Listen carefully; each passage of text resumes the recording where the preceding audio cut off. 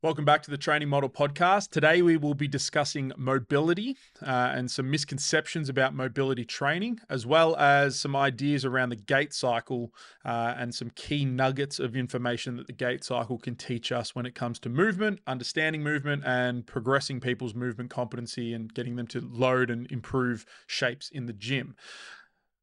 The mobility question has come up a couple of times. I made a post a couple of weeks ago around mobility, as well as a one-on-one mentoring call with one of my online one-on-one mentoring students who's in Indonesia. And also in the mentorship, we were discussing specifically ankle range of motion, so dorsiflexion mobility sort of dilemmas and dramas, or a limitation in dorsiflexion. And these conversations, these ideas really centered around before you actually look to improve mobility and identify or label something as a mobility restriction or a movement, a range of motion restriction, you're probably better off understanding before that what actually limits joint space change or what actually limits range of motion potential. Because a lot of people think that, I've got this, it's classic around the hips. I've got a hip flexion limitation. I've got a hip internal rotation limitation. A lot of people get shoulder flexion limitations.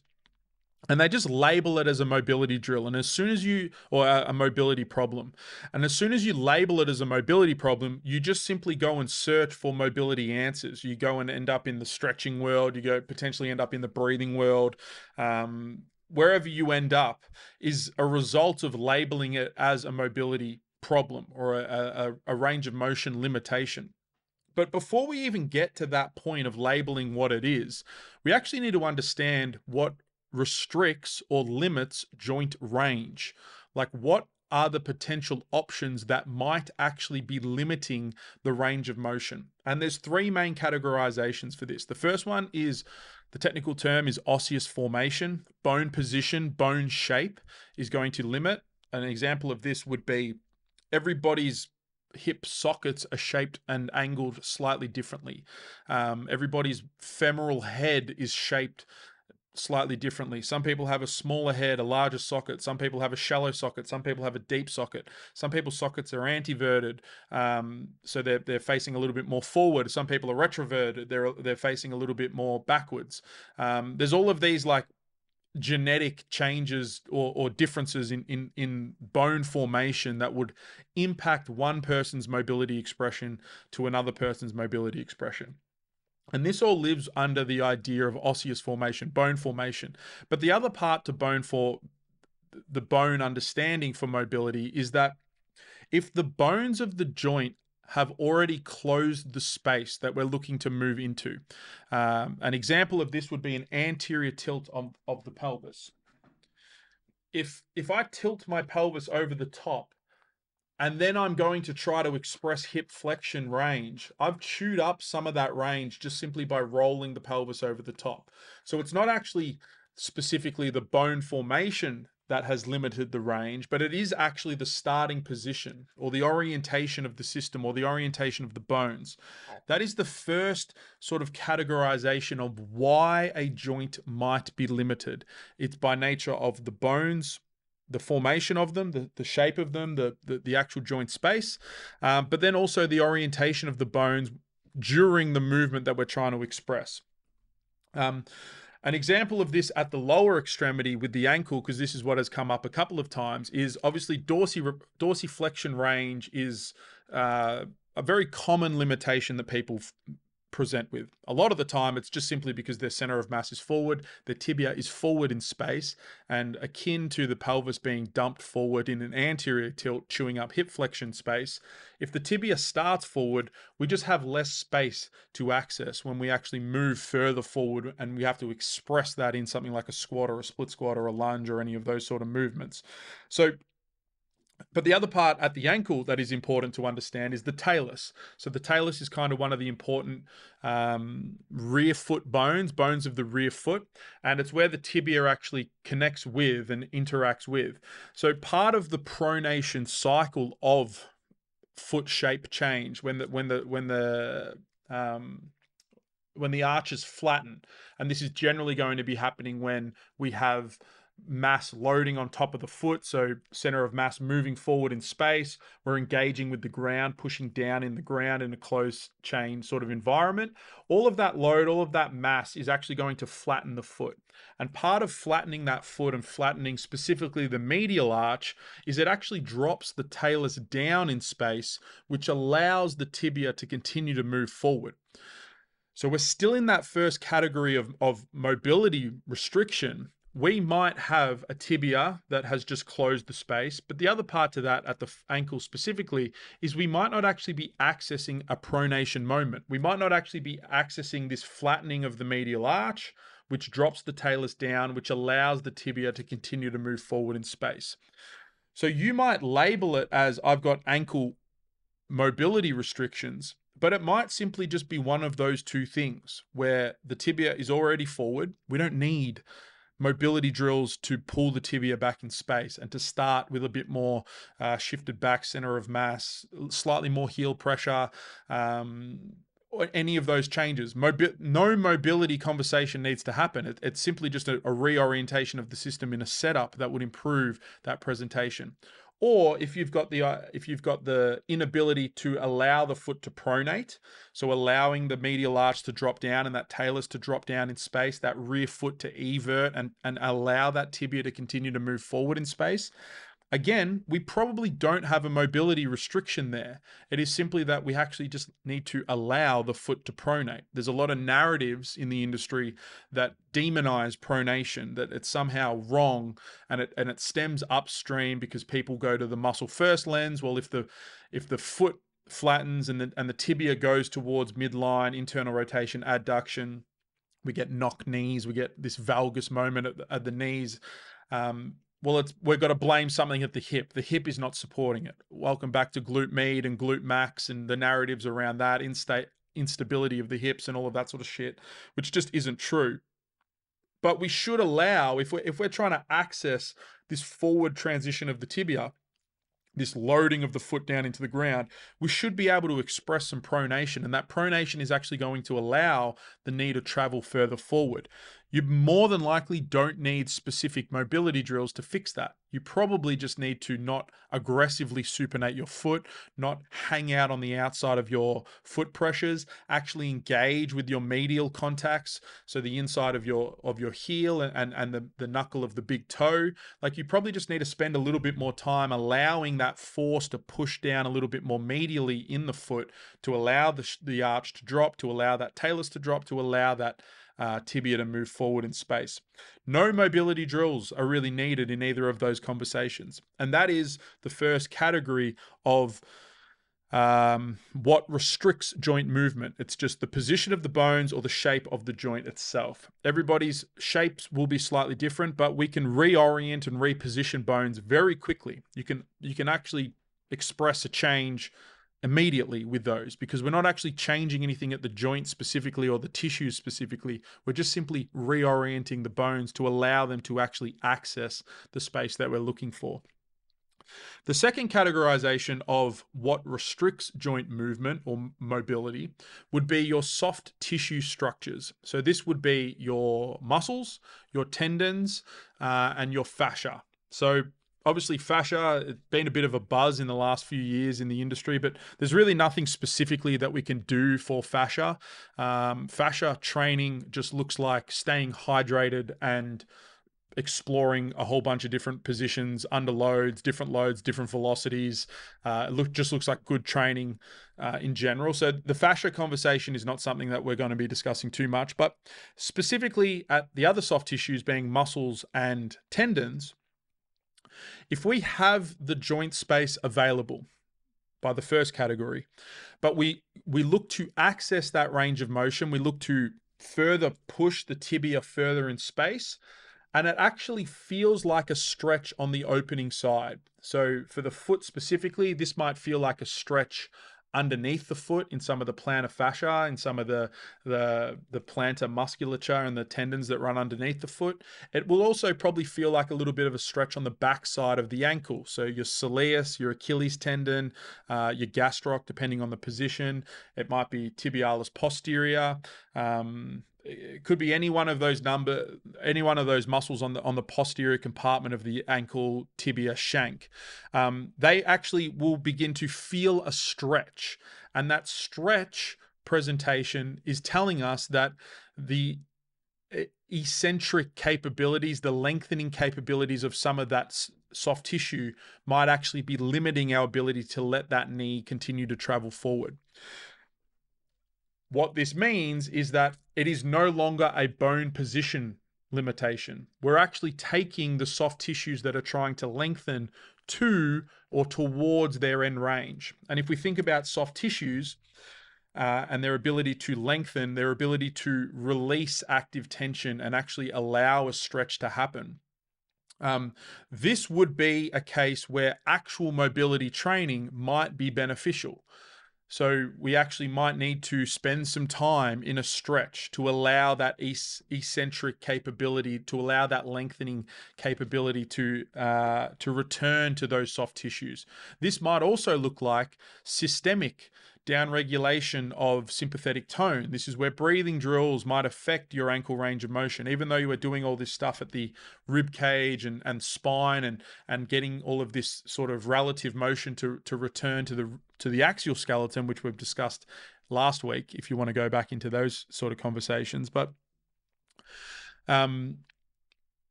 another byproduct of some of those breathing drills is just systemic downregulation of the nervous system. It's an increase in parasympathetic tone. It's an exhale. It's a release of carbon dioxide. It's a calming down of the nervous system. All of that stuff will allow muscles to just start to release tension and express more ranges of motion. So it might not be a directed mobility drill at the ankle level for the soft tissues of the ankle, but it might actually look like a systemic mobility drill, a breathing drill, or something like that. You could go more direct with a stretch, something to stretch the backside of the ankle, which would look like a lot of your just classic dorsiflexion stretching positions. But the biggest thing with this sort of understanding is that before you go and blame a tight muscle or blame a specific subsection of tissues inability to lengthen, we actually need to clear off the first part, which is the bone positions and the orientation of the bone. So most of the time, mobility improvements just come with repositioning of the bones, and you actually don't need to do any of stretching. It just looks like normal strength training over time, prolonging sort of or prolonged exposure to deeper ranges and actually specifically challenging deeper ranges of specific joints to allow the nervous system to express that length of the specific muscles that we're talking about. So there's no point going to do all of your dorsiflexion stuff and stretching the backside of the compartment if we don't have the bone position to allow it. So you need to first check, is it a bone positional thing that is limiting me? And if it's not that, so we've cleared that, we've got the space, we have access to it, and now it actually feels like a stretch, it feels like a load on the soft tissues of the opening side of the joint, that is one of the cases where we might actually get some benefit from a more directed mobility-based drill. Just forcing the joint on the closing side, it feels like a compression on the closing side. It feels like a bony block. It kind of just hits the end range.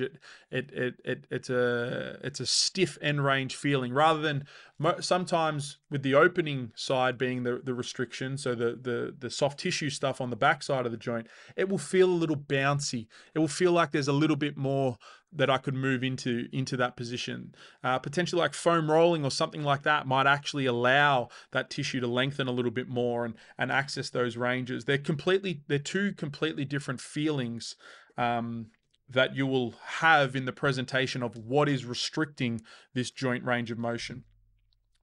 The third one is going to be your passive restraints. So we have the bones, we have the muscles and the soft tissue, but then we have passive restraints. So passive restraints are things that are not directly controlled by the nervous system. So these would be things like your ligaments, your capsules, your labrum, fluid within the joint, meniscus at the knee, any of those sort of like passive sort of scar tissue, I believe, would be a passive restraint. So if you've injured something and it's laid down a matrix of scar tissue, and that then limits the ability for the soft tissue to lengthen, but it's not something that we can you can't break up scar tissue manually. You can't do any of that sort of stuff. You need to just start to allow the musculature to sort of regain that ability to lengthen that section of the muscle that's been damaged over time. It takes a long time, but we should be able to regain that motion eventually. But all of these passive things, all of these passive restraints, again, more than likely are not going to be the answer if we try to attack it with mobility-based drills. Over time, we will see a change in a ligament's ability to lengthen. It can adapt, it can mold to forces and pressures and loads and all of that sort of stuff.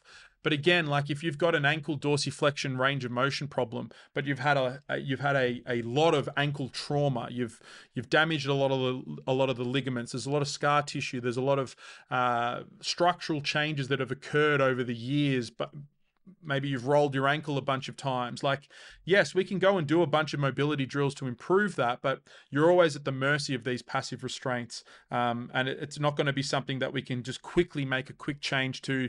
Doing 4 weeks of a mobility drill is probably not going to make a huge change in the long run. It's probably going to look like more continued exposure to positions and loads that allow some of those movements, some of those bone positional changes to happen over time. A fantastic person in social media land that talks about this a lot would be Coach Steven Sayun on Instagram. If you don't know who he is, he speaks almost specifically just to like MMA fighters, both like hobbyists and like amateur level people, but also he works with, I believe, a couple of MMA level guys as well. Makes a lot of great content, and he's somebody that has, he ruptured his Achilles, I think 9 years ago, and he still talks about the rehab process of his ruptured Achilles. So anytime you've got a traumatic, I don't know if he had surgery or what the initial phases of the rehab look like for him, but he still talks about some of the exposures and things that he needs to challenge his ankle, his calf, that entire complex. For him, it's a lot of plyometric based work, but when there's these big structural passive changes at the joints or at the musculature or at the tissues around a joint, a lot of the time it needs chronic ongoing exposure to loads and positions. I've kind of lost track of how we even started here, but the central point to this conversation is if you have a limitation into any position, and again, the most common ones are going to be ankle dorsiflexion, anterior pelvic tilt, closing off hip flexion and hip internal rotation space. Generally, that forward shift of center of mass also means it's going to be very difficult to access the hip extension position as well. It's a very common one that people struggle with, hip extension. More common would be hip flexion and internal rotation, but hip extension is generally going to be one as well. And then at the shoulder, it's going to be shoulder flexion, so getting the arm up overhead.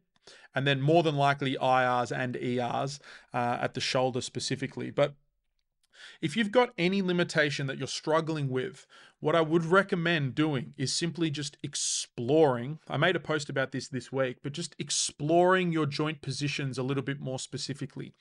So if you've got a shoulder range of motion limitation, my favorite drill for this is a back to wall shoulder flexion. You just sit on a wall. I can get a video up because I'm now an OBS guy. Let's find a back to wall shoulder flexion. Let's go over here. Bam, back to wall shoulder flexion. I also uploaded a bunch of just technique videos on YouTube if you wanted to check those out as well. But back to wall shoulder flexion is a very simple exploration drill that you can do. I use this a lot with new clients working with me because it lays the foundation for the understanding of reaching strategies, for shifting rib cage back, for finding some ab tension and oblique tension when you're moving the arms up and around the body. But if you've got any limitation at the shoulder, this would be something that I would recommend exploring. So sitting back and actually holding your position back on the wall with your rib cage. So let me get a little pen up here. and we can go through this. Where's my pen? Again, audio listeners, you're missing out on the visual representation of this stuff. But if I shift, I'm asking James to shift back into the wall here. So we've got a little bit of just passive hip flexion, posterior tilting, and I'm just asking him to maintain constant tension or constant pressure on the wall. He should feel it, almost his entire back sort of pressing into the wall. It's not aggressive. I'm not asking for a huge tuck. I'm not asking for the shoulders to round off the wall. It's just we're using the wall as a bit of proprioception.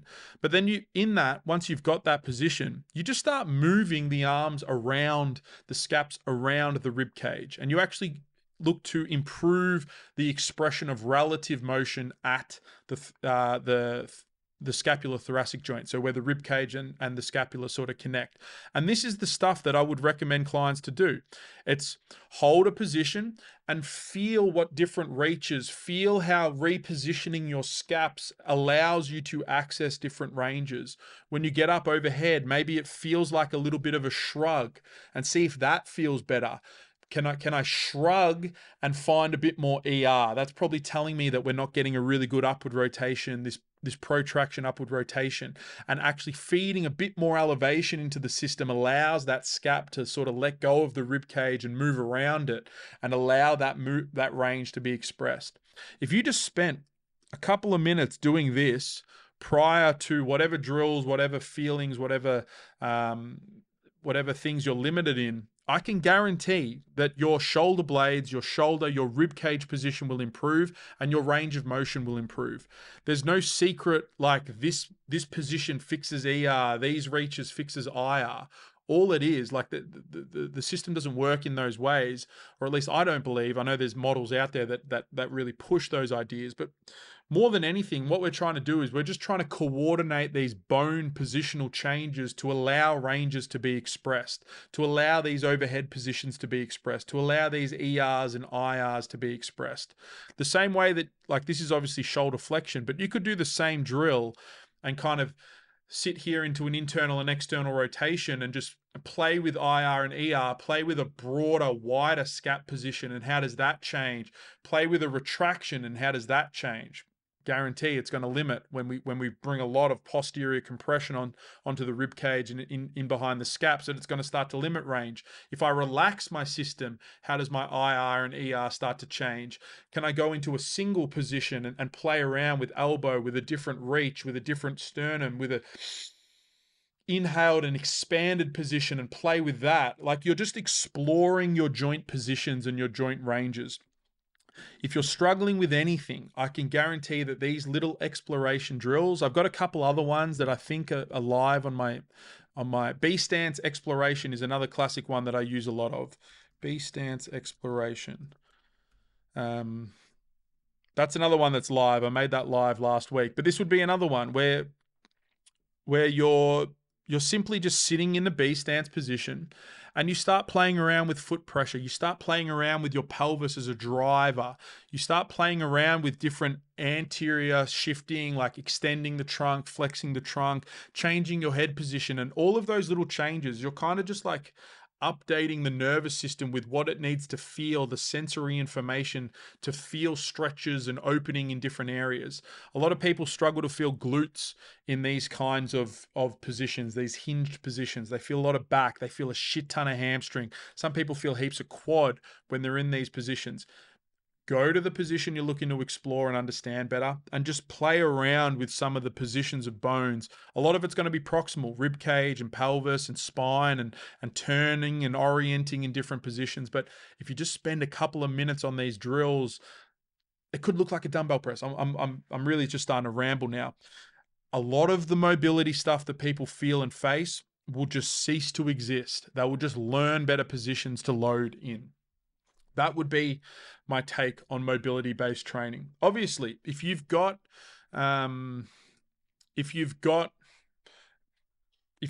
believe and can feel that the closing joint space is no longer the limitation, and it just feels like a stretch, it feels like this active sort of tension, or this opening side stretch, well, then maybe we need to go and do some specific things for that. But a lot of the time it's people have the range, they just don't know how to coordinate the expression of those positions. So hopefully that helps. Obviously there's a bunch of videos that I've just made public on my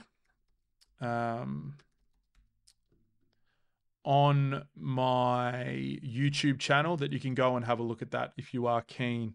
I made a bunch of them just open in the last week. Here's a bunch of them. This exploration drill here is really helpful.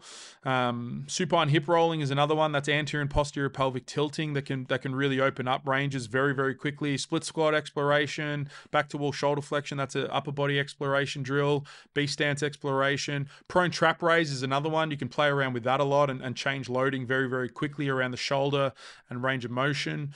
Definitely go and check those out. And while you're there, please subscribe. I think we're nearly at 430. So we're ticking along slowly. We're getting there. We're growing. But yeah, that would be one of the key things that has been popping up in my world, and I thought maybe it might be worth just chatting a little bit more specifically about. I'm going to take a break here and just do some plugging of some of my stuff. The Sydney workshop is next week, next Saturday. The link will be the first link down below. If you're in Sydney or can travel to Sydney next weekend and you want to go through all of this stuff in person and really feel a lot of these things, my plan is to film a good chunk of the practical stuff so then I can do some feedback things here on YouTube with my new OBS setup. Which will be good. But if you're keen to come along and learn these things in person, it's the best place to learn. I know I do a lot of online education, but you just can't beat in-person practical sensory-based exploration of these sort of things. We're going to be heavily going into the rib cage. We're going to heavily be going into breathing application and breathing drills, looking at different people's breathing strategies, improving range of motion quickly with breathing drills. We're going to go into a lot of pelvic and foot-based things as well, because they're like the central hubs, foot, pelvis, and rib cage. Reaching application, reaching drills, center of mass management. There's going to be all of these ideas that I chat about on the podcast and in my social content will be unpacked heavily in that one-day workshop. So if you are keen to come to that, the link will be down below. That's next Saturday, 28th of March. The other thing is intake 6 of the Movement Mentorship is open for registration. We kick off, pre-learning kicks off, I think the 18th of May. The live calls kick off at the start of June. I'm in the process of updating a lot of that. A lot of that information will come through over the next month or so with some of the changes I've made and are making to that. But we're going to be incorporating a bit more programming-based conversation into the mentorship moving forward as well. So I'm keen to jump into that. So if you are keen to dive real deep with me on these ideas, I can't recommend the Movement Mentorship enough. Let's move on to Gait cycle. What am I at for time? I'm looking at about 30 minutes. That's all right. I'm just going to chat about Gait cycle quickly because we unpacked it in week 4 of the Movement Mentorship, which is intake 5. We're currently in week 4. And week 4 is the beginning of the transition into the application side of the mentorship. We've done six or so weeks of deep theoretical anatomy-based ideas, center of mass, and all of these ideas. The final few weeks, it's basically the final 5 calls, are all just application of the ideas, looking at people move, exploring coaching strategies, programming strategies, how to get people to feel better when they're training and load things more effectively. And part of that transition is Gait cycle. Gait cycle is something that there is a reason that most models discuss breathing and gait when they discuss sort of human function. Breathing application is really axial skeleton application. So when we say axial skeleton, we're talking spine, rib cage more than anything. It's the head as well, but spine and rib cage is like the central unit, the central section of the human system. And that's where the breathing stuff really fits in. That's where rib cage motions really fit in. That's where internal pressure management really fits in, diaphragm action, all of the conversations that we had last week. That's why breathing is more often than not a very central part to people's movement models and their education processes around that. The other part is gait cycle. And when you think of gait cycle, it's kind of like the entire system, the human system, has evolved for bipedal gait. We're the only mammal on Earth that has that function. All other mammals are kind of quadruped, or so they use both arms and legs to move. Or they have kind of like a mix. They can stand up and orient and do a couple of things on their feet. Maybe they can do a burst of walking, but more often than not, they're kind of using their arms and their legs kind of interchangeably to move around. Humans are different. We have really just mastered bipedal gait. And when we think about bipedal gait and walking gait cycle, it's kind of the entire expression of coupled actions of the system. So you may have heard ideas about like early, middle, and late stance in terms of the gait cycle if we're using like a 3-phase gait cycle lens. But obviously in those early stances where center of mass is behind the base of support, it's a heel strike, it's an ER representation of the system, it's a supinated foot, it's a plantar flexed foot. As we then hit the ground and transition through the foot and load on top of the foot will pronate as force goes through it, as mass goes through it, and we start to engage with the ground. This is where your pronations come in. This is where your internal rotations come in. This is where your compressive forces start to come in. And then as we transition over the top of the foot begins to resupinate, and this external rotation begins to drive back into the system. This is just the downstream application of it.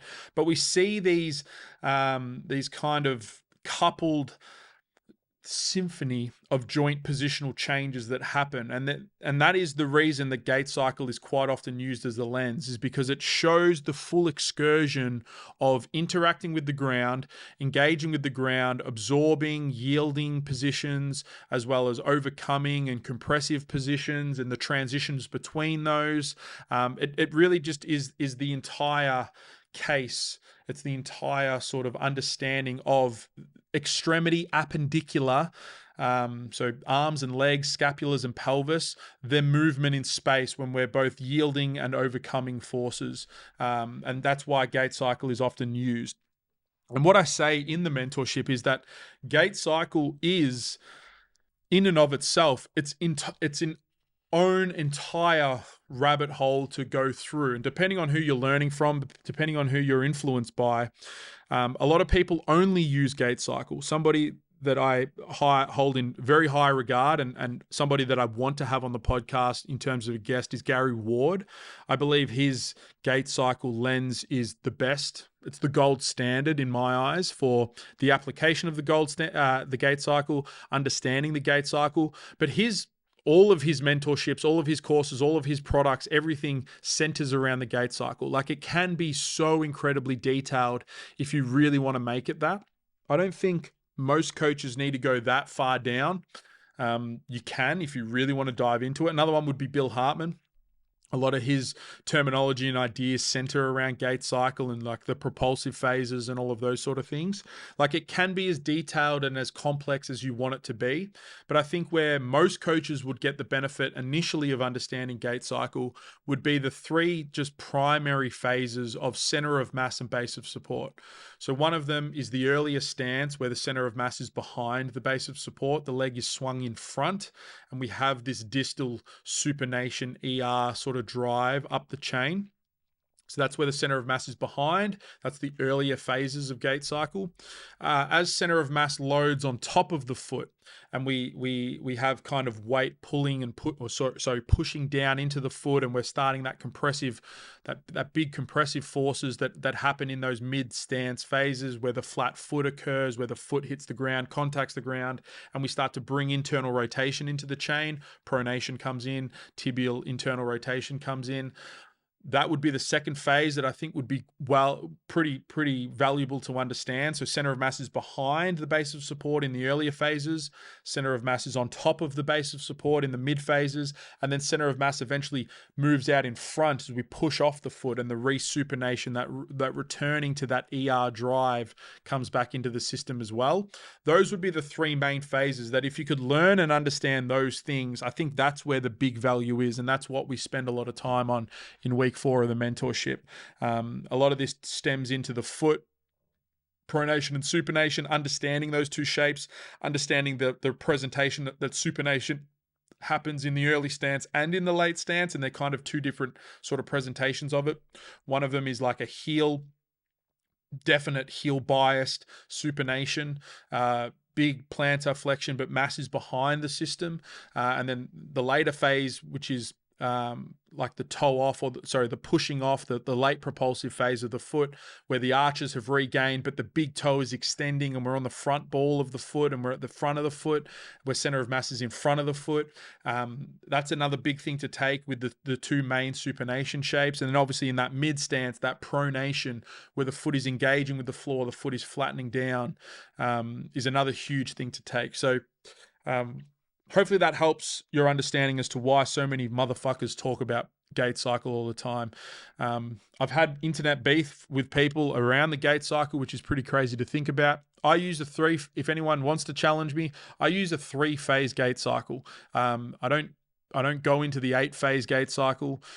I think the central pillars of where center of mass is in relation to the base of support is the central idea, the central benefit of understanding gait cycle. I don't go too detailed and deep into the intricacies of the hips I-yard here, the hips E-yard here, and all of that sort of stuff. I just like to center back to center of mass and base of support. So yeah, that's where the gait cycle stuff lives. That might end the technical chat. I'll probably hang around here for a little bit with just a life update now. If you've made it this far, please subscribe to the YouTube channel, like the video, drop a comment, algo boost the comment. That would be great. Share it on social media if you're learning things, or share it to somebody specifically that might take some value from this. That would also be helpful. But a little life update. I have been feeling super stressed the last probably 2 weeks. I'm not exactly sure. I think I chatted about this last week, but it's a little bit of a cycle that I sometimes run in. What I've noticed is that it definitely coincides after a big launch. Once I've done a big launch, I definitely just drop the basket and fucking fumble the eggs on the other side of it. So part of that, what I have identified is I need to build more automations. I've downloaded James Smith PT's email course. I've also downloaded James Smith PT's lead magnet course, and there was one other one. That's where my brain's at. But they're the two that I've kind of gone through specifically because I think I'm at a point where I want to start to automate more of my just business in general. And when I say automate, it's not like responses are automated and all of that sort of stuff. I've started with the ManyChat thing. That has definitely been helpful and working, and I'd highly recommend any people that are working in the online space use ManyChat. That has been hugely helpful in growing the email list. But I don't have anything after they join the email list. I just blast them every now and then when I'm get to the end of the day, I'm like, fuck, I need to send an email. But I need to build, I want to build 2 specific email automations when people join the list. One of them I'm going to use, so James Smith recommends this. He does 30 days. Someone else that has it is Ben Yanis. I noticed that Zach Couples has a 47-day sort of like email thing. I'm not going to go that extreme. I think I'm just going to go 20, like move better, feel better tips to get people to. Some of the exploration drills will be in there, and some of the coaching things, some specific things that I'd recommend. Like I'm gonna set that up. It's something that I want to have done by the end of this week, is to have 20 emails templated for 20 movement tips to try to help my sort of automation process when people join the emailing list. That's one thing that I have done. The other thing that I have realized off the back end of the launches is that I definitely fall in the trap of just like pulling back in my shell. And then if anyone's been following me on Instagram, they would notice that I have not hit my 10 posts a week for the last 3 weeks. And that basically just coincides when the mentorship starts. And it's not so much that the mentorship is like zapping me of energy. It just becomes the primary thing that I'm focused on. And I think I actually need to reshuffle my working schedule to have email and social media first thing that I do every day. And I need to just have 30 minutes. It only takes 30 minutes for me to do it, to create a post, and whether it be draft an email or send an email or something for the email list to keep people engaged on the back end of what's going on. So I kind of identified that last week. I've let it slip again this week, and that just means that I'm going to make a change. So that will be actioning as of next week. So hopefully the social content starts to drum up again. The other thing related to this, and the reason I talk about this is because I know there's other people out there that feel these sort of things. But the other thing that stems from this is I've just been feeling a little stressed about moving out of this gym. I've worked in my own space for 10 years now, and I have a tenant starting in April. April 1st, I need to be out of here. I've got a new gym that I will be moving to. I'm not going to speak about that publicly just yet. But the gym is exactly what I need. I'm just nervous about it. I don't know why. It's a class-based gym, so they're very busy early in the morning up until about 9:30, and they're very busy from 4 p.m. onwards. But during the middle of the day when I'm working, it's going to be pretty much dead.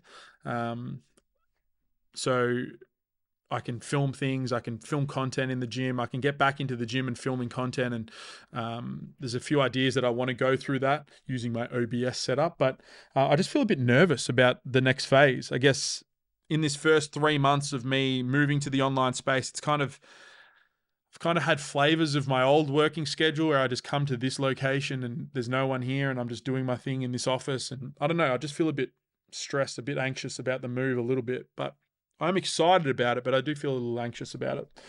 That's another thing that I think has just, in the last couple of weeks, as that's becoming more and more sort of all-encompassing. Just something that I need to just think about, I guess, or not think about. I just need to move through that process a little bit. Sorry, my phone's going off. But yeah, that's probably the life update from me on my end. I don't really have anything else. So if you've made it this far, I appreciate you. If you're following along in the audio world, thanks for following along. If you're following along on YouTube, please subscribe, make a comment if it's helpful. Sydney Workshop, March 28th. Movement Mentorship Intake 6, new and improved 2.0 is the main intake is open. I'm available for online coaching. If you want help with me, online coaching, just send me a DM. I'm also available for one-on-one mentoring. That one-on-one mentoring is almost at capacity. So if you are keen to do one-on-one mentoring, send me a DM. I'm happy to chat. We can jump on a call. We can go through everything. But yeah, I'll leave it up there. Done. Check the links down below. We'll see you next week.